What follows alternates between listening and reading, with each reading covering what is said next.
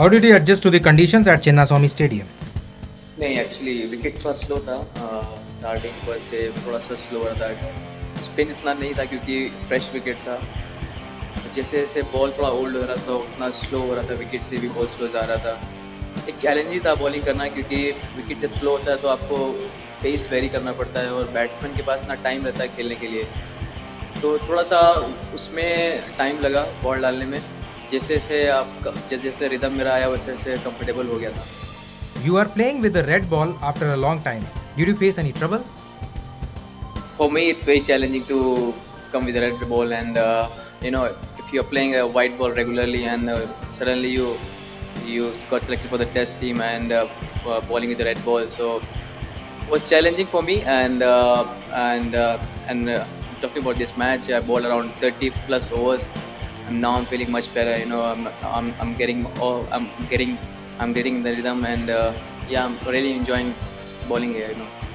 Did you face any challenges while making different field settings after playing only the white ball format? I played the last test. It's been a while, it's been a year when I bowled probably 20 plus overs, and you have to change your mindset as well, when you come to play with a red ball. So I think you need to be very patient, every time you just come up and not gonna take wickets. So for me, it's very important to be very patient at the same time and look for the wicket, and not to try too much. In one day in T20, you tend to try a lot of variations, but in a test cricket with the red ball, you just focus on your line and length rather than trying a lot of things. What is the difference in playing for India and India A?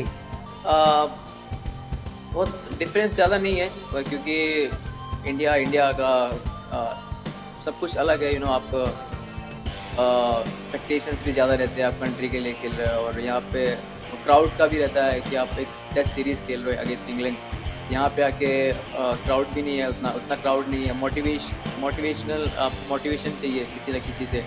तो आप better है कि आप अपना performance पे ध्यान दो और टीम को अच्छा स्टैंड दो, ताकि वो बहुत इंपॉर्टेंट है। आप इंडिया के लिए भी खेलते हो तो आपका सोच वही रहता है, और मैं जब इंडिया ए के लिए भी खेला तो मेरा वही सोच है कि मैं कैसे बेटर कर सकता हूँ अपनी टीम के लिए। तो फ़र्क कुछ भी नहीं है मेरे हिसाब से। You were sent midway back during England tour. What did the coach and selectors tell you? Yeah, of course, I spoke to MSK sir and Ravi sir.